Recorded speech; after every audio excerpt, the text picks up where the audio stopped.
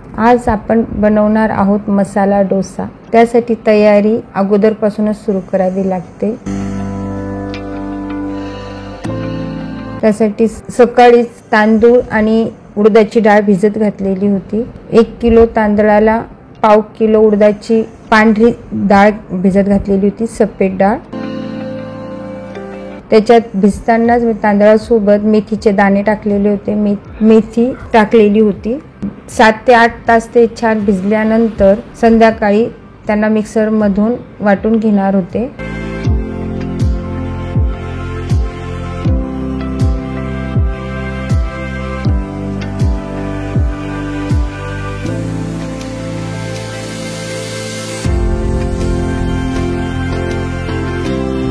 आता मी मिक्सर मध्ये त्यांना वाटण्यास सुरुवात केली।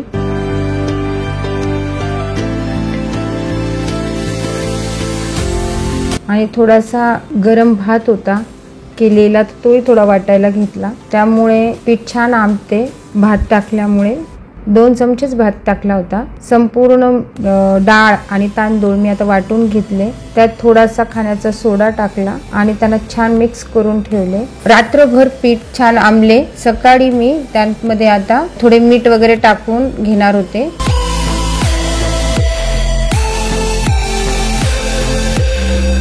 चमचाभर मीठ टाकले। आपण आपल्या चवीनुसार मीठ टाकावे आणि मीठ पण मिक्स करून घेतले आहे।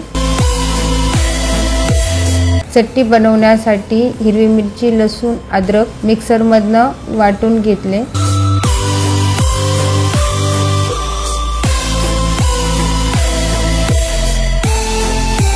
कढईमध्ये तेल टाकून घ्यायचे। मोहरी, जिरे असे फोडणीसाठी टाकले। कढीपत्ता,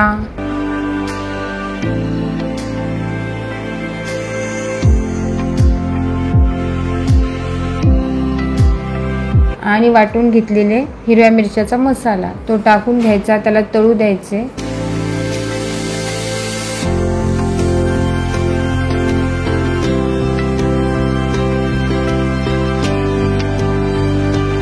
थोडी कोथिंबीर टाकली।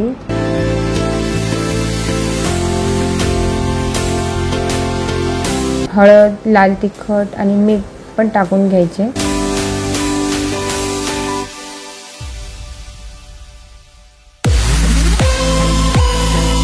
मटार होते वाफवलेले ते टाकले।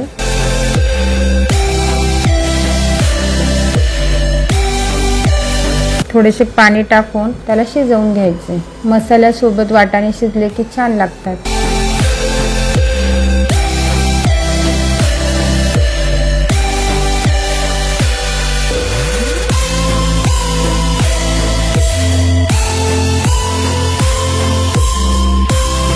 आणि उकडलेले बटाटे थोडेसे कापून त्यामध्ये मिक्स करून घ्यायचे। आता ही आपली डोशासाठी बटाट्याची चटणी तयार होत आहे।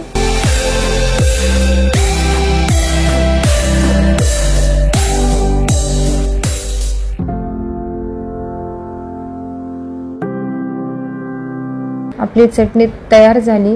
आता त्यावर कोथिंबीर टाकून घ्यायची।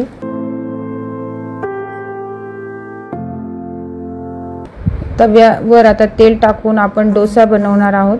तवा गरम झाल्यानंतर डोश्याचे पीठ टाकायचे आणि त्याला पसरवून घ्यायचे।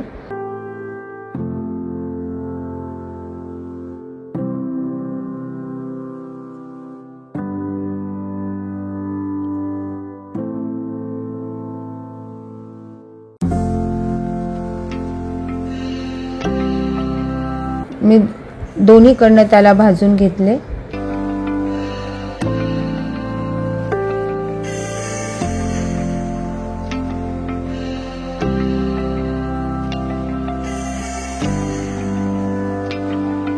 आणि त्यावर बटाट्याची चटणी पसरवून आता आपला हा मसाला डोसा, घरगुती मसाला डोसा तयार झाला आहे।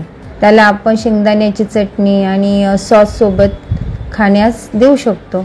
तुम्ही करून बघा असा डोसा। घरगुती डोसा छानच आहे, नक्की करून बघा। तुमचा अनुभव मला कमेंट मध्ये सांगा।